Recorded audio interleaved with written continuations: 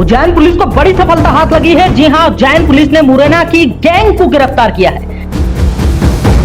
बताया जा रहा है ये सभी मध्य प्रदेश के कई जिलों में चोरी की वारदात को अंजाम दे चुके हैं। उज्जैन की हाट पचलाना पुलिस ने गैंग को हिरासत में लेकर इनके पास से चोरी किए गए करीब 11 लाख से ज्यादा का सामान बरामद किया है। पुलिस ने बताया है कि यह चोर गैंग हथियारों से लैस रहते थे। इन्होंने 15 से ज्यादा चोरी की वारदातों को अंजाम दिया है। रहने वाले हैं और वर्तमान में उन्हेल में किराए का मकान लेकर रह रहे थे, पकड़ा है। इनके कब्जे से थाना भाट पचलाना, इंगोरिया, उन्हेल एवं डालदा 4 थानों के। धार्मिक नगरी उज्जैन में सिंहस्थ 2028 की तैयारियां तेज हो गई है। जिला कलेक्टर रोशन सिंह ने सड़क चौड़ीकरण कार्यों का आज निरीक्षण किया और साथ चल रहे अधिकारियों को कार्य जल्द पूरा करने के निर्देश दिए। ब्यूरो रिपोर्ट, दैनिक अवंतिका, ब्रह्मास्त्र।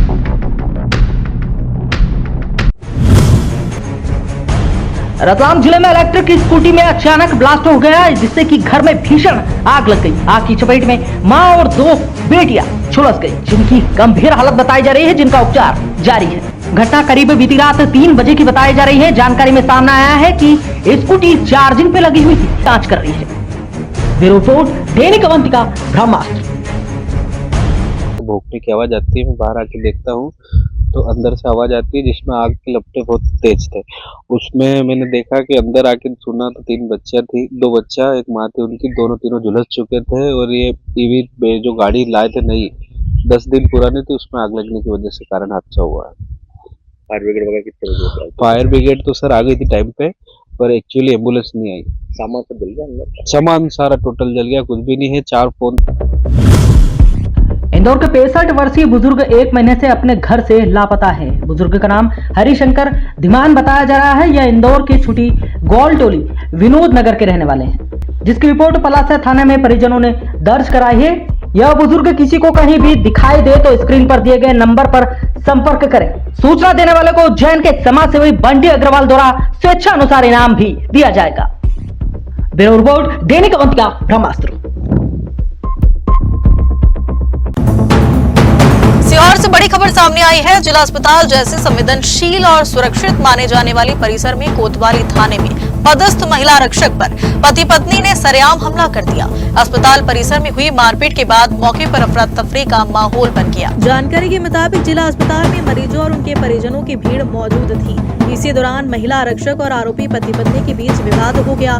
आरोप है कि पति पत्नी ने महिला आरक्षक को घेरकर उसके साथ मारपीट शुरू कर दी। अस्पताल परिसर में अचानक हुई इस घटना से मौके पर हड़कंप मच गया।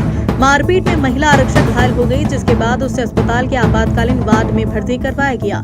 डॉक्टरों की निगरानी में उसका उपचार जारी है। वही घटना ने जिला अस्पताल की सुरक्षा व्यवस्था पर भी सवाल खड़े कर दिए हैं। घटना की सूचना मिलते ही कोतवाली पुलिस और वरिष्ठ अधिकारी मौके पर पहुंचे। पुलिस अस्पताल परिसर में लगे सीसीटीवी कैमरों के फुटेज खंगाल रही है और पूरे घटनाक्रम की जानकारी जुटाई जा रही है। पुलिस के मुताबिक मामले में आरोपियों की पहचान कर उनके खिलाफ नियमानुसार कार्रवाई की जाएगी। महिला आरक्षक पर हमला किस विवाद को लेकर हुआ, इसका खुलासा पुलिस जांच पूरी होने के बाद ही हो सकेगा। रतलाम के औद्योगिक थाना क्षेत्र में नाबालिग से मिलने पहुंचे एक युवक पर कांच से हमला किए जाने का सनसनीखेज मामला आया है। युवक के गले में गंभीर चोट आई है। डॉक्टरों ने करीब 28 टाँके लगाए हैं। घायल युवक ने नाबालिग के पिता पर कांच से हमला करने का आरोप लगाया है। दरअसल घटना मंगलवार की है, जब सुभाष नगर निवासी समीर कुरैशी नाबालिग से मिलने उसके घर पहुंचा था। इसी दौरान नाबालिग के परिजनों को युवक के घर आने की जानकारी हुई और विवाद शुरू हो गया। घायल समीर के मुताबिक विवाद के दौरान नाबालिग के पिता ने कांच से उस पर हमला किया। कांच लगने से उसके गले में गहरी चोट आई। घटना के बाद घायल युवक को मेडिकल कॉलेज ले जाया गया, जहां डॉक्टरों ने उसके गले पर करीब 28 टाँके लगाए। फिलहाल युवक की हालत खतरे से बाहर है। वहीं पुलिस के अनुसार प्रारंभिक जांच में घर में विवाद और गिलास तोड़कर हमला किए जाने की बात सामने आई है। युवक के गले पर चोट किन परिस्थितियों में लगी और घटना में कौन कौन शामिल था, इसकी जाँच की जा रही है। पुलिस संबंधित लोगों के बयान भी दर्ज कर रही है। जिसके घर में कोई एक व्यक्ति आया हुआ था, तो वहाँ पे परिजन पहुँचे तो उनके बीच वाद विवाद हुआ। इसमें से प्रथम दृष्टया हमको ये ज्ञात हुआ कि उसके गले में ग्लास तोड़ करके मारा गया है, जिसको हम तत्काल अस्पताल ले गए हैं और FIR पंजीबद्ध कर लिया है और हम आए हुए साक्ष्यों के आधार पर कार्रवाई कर रहे हैं और एविडेंस कलेक्शन। शुजालपुर के काला पीपल तहसील क्षेत्र के ग्राम बदलपुर में बड़ा हादसा सामने आया है। यहाँ एक किसान के खेत में बना कुआं अचानक रात के समय धंस गया। सुबह कुएं के पास खड़ी ट्रॉली भी देखते ही देखते कुएं में समा गई। ट्रैक्टर की मदद से ट्रॉली को बाहर निकालने का प्रयास किया लेकिन सफलता नहीं मिली।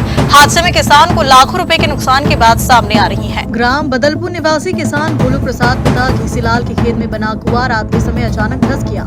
सुबह जब ग्रामीण मौके पर पहुंचे तो कुएं की जगह बड़ा गड्ढा दिखाई दिया और उसके पास खड़ी ट्रॉली भी कुएं में समा चुकी थी।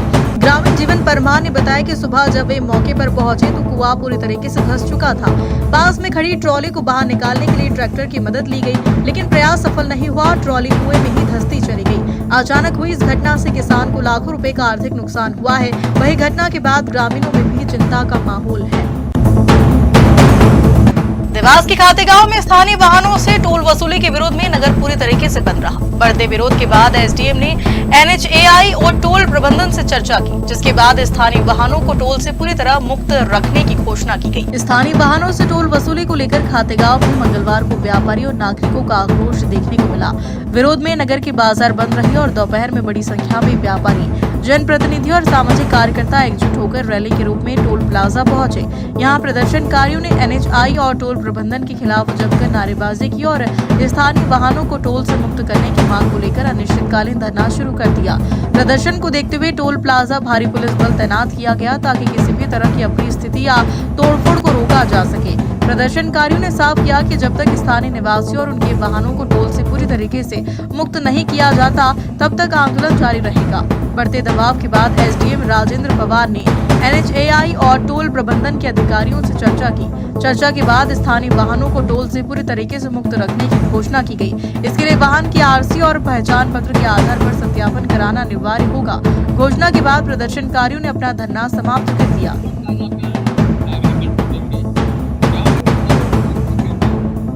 हमने इस टोल वाले की तानाशाही के खिलाफ में खातेगांव क्षेत्र के समाज सेवी, राजनेता, पत्रकार बंधु सबसे मिलकर 18 तारीख को नगर बंद और टोल पे घेराव का आंदोलन रखा था।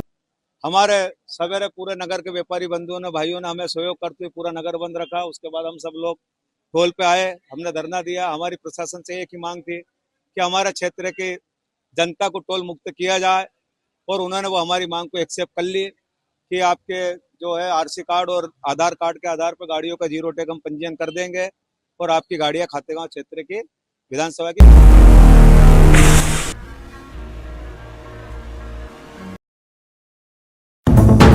नारायणपुर से लापरवाही और अंधविश्वास का हैरान करने वाला मामला सामने आया है। सर्पदंश के बाद एक 25 वर्षीय युवक को परिजन अस्पताल तो लेकर पहुंचे, लेकिन डॉक्टर से इलाज कराने के बजाय झाड़ फूंक कराने चले गए, जिससे उसकी मौत हो गई। मामला सारंगपुर क्षेत्र के ग्राम बोड़ी का है। 25 वर्षीय विक्टर पिता भैरूलाल अपने घर पर तराई का काम कर रहा था। इसी दौरान जहरीले सांप ने उसे डस लिया। सर्पदंश के बाद युवक की हालत बिगड़ने लगी, जिसके बाद परिजन उसे सिविल अस्पताल सारंगपुर लेकर पहुंचे, लेकिन अस्पताल पहुंचने के बाद परिजनों ने चिकित्सकीय उपचार कराने के बजाय अंधविश्वास का सहारा लिया और युवक को झाड़ फूंक के लिए ले गए। जब वहां से भी कोई राहत नहीं मिली तो परिजन विक्टर को दोबारा अस्पताल लेकर पहुंचे। ड्यूटी पर मौजूद डॉक्टर गोपाल परमार ने जांच के बाद युवक को मृत घोषित कर दिया। डॉक्टरों के मुताबिक सर्पदंश के मामलों में समय पर चिकित्सकीय उपचार बेहद जरूरी है। इस मामले में भी देरी को युवक की मौत की वजह माना जा रहा है। खरगोन जिले में जंगल में बकरियां चराने गए 8वीं कक्षा के 15 वर्षीय छात्र की संदिग्ध परिस्थितियों में मौत हो गई। बताया जा रहा है कि छात्र को जंगल में अज्ञात जानवर ने काट लिया था। हालत बिगड़ने पर परिजन उसे पहले बड़वाह अस्पताल ले गए, जहां से इंदौर रेफर किया गया। निजी अस्पताल में इलाज के दौरान छात्र की मौत हो गई। पुलिस ने मर्ग कायम कर मामले की जांच शुरू कर दी है। परिजनों के मुताबिक आशंका है कि जंगल में किसी अज्ञात जानवर के काटने से छात्र की हालत बिगड़ी और उसकी मौत हुई। हालांकि मौत की वास्तविक वजह पोस्टमार्टम और जांच के बाद ही स्पष्ट होगी। क्या मामला है? मतलब दोनों आप लोग क्या कर रहे थे? मेरा नाम बलराम राठौड़ है और मैं मृतक का फूफा जी हूँ। वो बकरी चराने गए थे जंगल में, तो हमारे को बच्चों ने आके बताया कि बेहोश हालत। भोपाल में संत शिरोमणि गुरु रविदास महाराज की 650वीं जयंती वर्ष के अवसर पर समरसता संकल्प अभियान और कलश बंधन यात्रा का शुभारंभ हुआ। मुख्यमंत्री डॉक्टर मोहन यादव ने कहा कि प्रदेश में जहां जहां संत रविदास के चरण पड़े हैं, उन सभी स्थलों को सर्व सुविधा युक्त तीर्थ के रूप में विकसित किया जाएगा। भोपाल के रविंद्र भवन में आयोजित राज्य स्तरीय कार्यक्रम में मुख्यमंत्री डॉक्टर मोहन यादव ने दीप प्रज्वलित कर समरसता संकल्प अभियान और कलश बंधन यात्रा का शुभारंभ किया। इस दौरान संभागीय प्रतिनिधियों को कलश वितरित किए गए। कार्यक्रम में बीजेपी प्रदेश अध्यक्ष हेमंत खंडेलवाल और राष्ट्रीय अनुसूचित जाति आयोग के अध्यक्ष लाल सिंह आदि भी मौजूद रहे। मुख्यमंत्री ने कहा कि सरकार जातिवाद और छुआछूत जैसी सामाजिक बुराइयों से समाज को मुक्त कराने और सभी वर्गों को एकजुट करने के लिए प्रतिबद्ध है। मुख्यमंत्री डॉक्टर मोहन यादव ने कहा कि संत रविदास महाराज ने सामाजिक समरसता और एकता का संदेश देकर समाज को जोड़ने का काम किया। उनकी वाणी आज समानता और भाईचारे का संदेश देती है। सीएम ने बताया कि सागर में करीब 100 करोड़ रुपए की लागत से संत रविदास महाराज का भव्य मंदिर और स्मारक तैयार किया जा रहा है। उन्होंने कहा कि जल्द ही प्रधानमंत्री नरेंद्र मोदी को इसके लोकार्पण के लिए आमंत्रित किया जाएगा।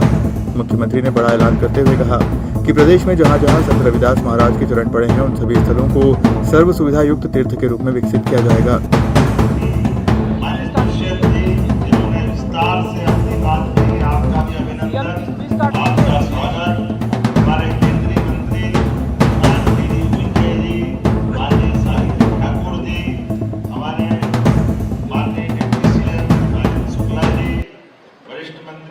माननीय कैलाश जी भाई साहब, माननीय लाल कैलाश जी कैलाश जी भाई साहब, कैलाश पटेल जी, इस अवसर पर हमारे वरिष्ठ राज्यसभा के सांसद और इस सभागार में गरिमा गौरव के साथ वाल्मीकि धाम पीठाधीश्वर माननीय राज्यसभा सांसद माननीय उमेश शाह जी महाराज साहब, इसी मंच पर विराजमान हमारे सभी संत वृंद, सच में नाम लूंगा तो कष्ट होगा, सारे मंत्रिमंडल के साथ ही सहित एक